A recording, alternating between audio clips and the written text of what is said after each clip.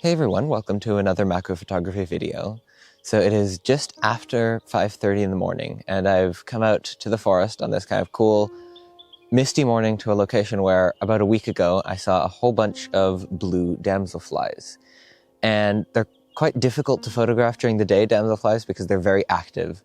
So you generally have to come out at night or quite early in the morning to have a chance to get some more photos of them when they're staying still. And this is normally a little bit late even, but because it's quite cool today and there's kind of a light misty rain, I think there could be a chance of getting some good damselfly photos. And if not, I'm sure there's a lot of other stuff around in this cool location. No luck with damselflies so far, but while looking, I've found a little white flower with two little beetles sitting in it that are coated in little tiny raindrops. So I'm just going to try and get a photo of this along the way. And first of all, I just need to get my settings right because it's quite a bright flower. So I think I need to go with brighter exposure settings than I would otherwise use. And then I'm going to compose this wider to include the entire flower and then shoot a stack.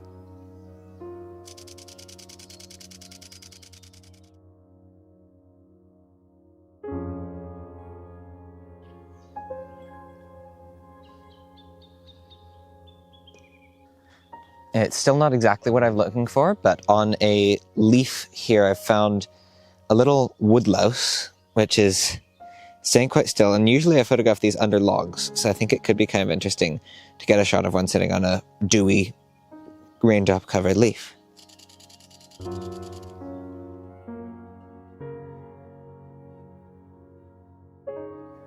There's a tiny little weevil on this bramble plant, and I'm going to see if I can get a stack. It is quite still, and generally quite a few of the things that I found have been fairly still, so I think that it's partly because of the rain.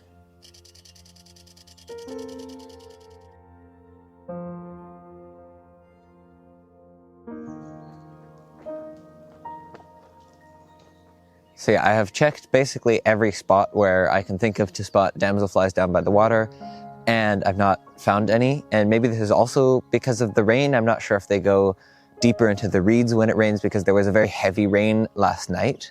So maybe it's because of that, I'm not sure.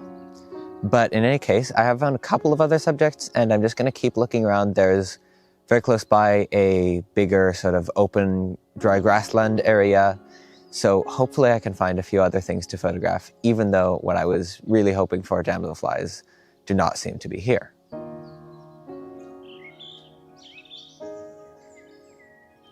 One nice thing about photographing in the rain like this is that quite a few subjects are actually covered in rain or dewdrops. And that is the case with this Clitra leviscula beetle here. I'm not sure if it even has an English name, but it's just on the edge of a leaf here, and it's got lots of little raindrops on it.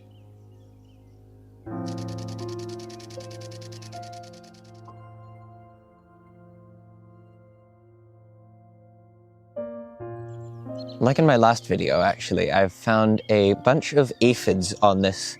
In this case, it's a white poplar, young white poplar tree. And again, they're being tended to by ants. This time it's a different kind of ant. And I'm just going to try and get a few photos of this again. And I find aphids with ants, even though it's not easy to get, you can't really get any stacks or anything, but they almost always give the opportunity to get some really interesting compositions.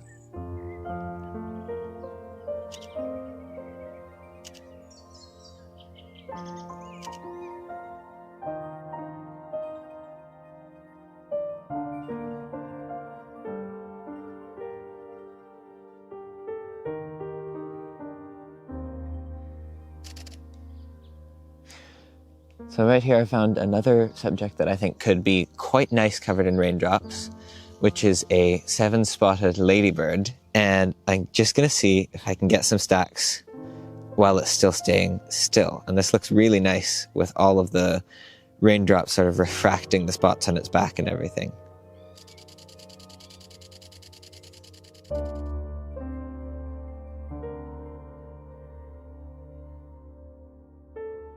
On this evening primrose flower here, I found another dew-covered or rain-covered ladybug, and although I've already photographed one, this one is in quite a nice spot on the leaf, which I think could make an interesting composition if I shoot this a little bit wider.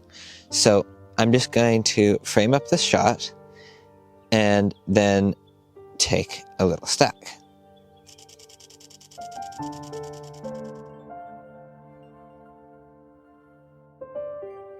So continuing the series of kind of long, entertaining German insect names from the last video, this grasshopper here, which has decided to chill on my hand for a bit, in German is called a blauflügelige Utlandschrecke, another very entertaining one. In English, this is just called a blue-winged grasshopper, and it's very difficult to show on photos or video, but what you can see when they jump, they spread their wings, and they've got this beautiful blue underwing, which looks really, really cool.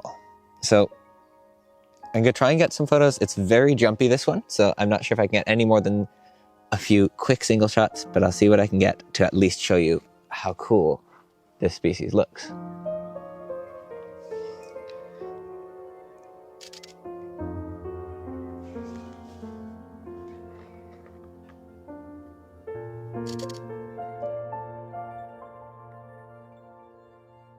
So I found another one of those Clitre leviscula red and black beetles, and this one has one really big droplet right above its head. And there's a flower here, just a single, I think it's called an Alkanet flower, and I had the idea to try and get a shot with the flower refracted in the water drop behind or above the beetle's head. And this is going to take a few attempts just to get the placement right, but I think this could be a really interesting effect.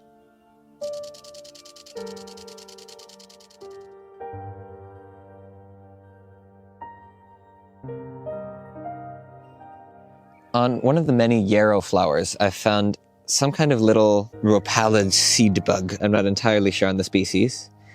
And this one has its antenna kind of covered in little tiny water droplets, which I think could look quite nice. It's a bit of a tricky angle, and it's moving a little bit, but maybe I can get a stack with a bit of patience.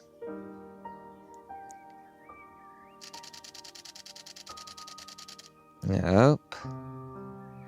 Try that again. It moved in the middle of a stack. That's often something to be aware of. If something moves in the middle of a stack, or moves significantly other than maybe a little part of an antenna, that automatically you know, okay, that won't work. So it's just worth starting again from the beginning.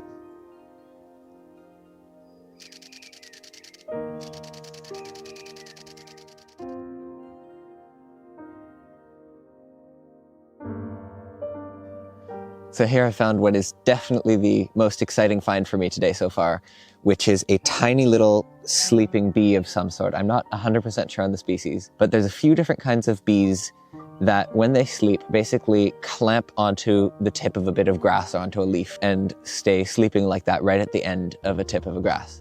And I've never actually had a chance to photograph a scene like this, but I just spotted this one on the tip of a bit of dead grass, and I've carefully, or a bit of a dead plant, I've carefully broken off the very tip so that I can maneuver the bee a little better, and actually to get a little bit nicer background, because otherwise it would just be a black background, which could be nice too, but to get a bit of a nicer background, I've moved over to where there's some blue Viper's bug loss flowers, and I'm going to try and get one of those in the background, because I think that will create a much nicer effect. And I'll just stack to show you the result first.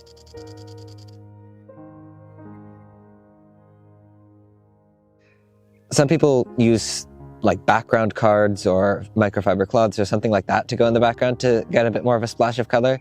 But I personally much prefer using natural colors, something like flowers or whatever is just close in my environment. And that way you just have a bit more of a natural feel, and it's just things that would actually reasonably be close to the subject in behind. And I think this, I'm just going to keep shooting, take a few different versions, because this is a shot that I've really wanted to shoot for a very long time, so I'm hoping to get something good of this.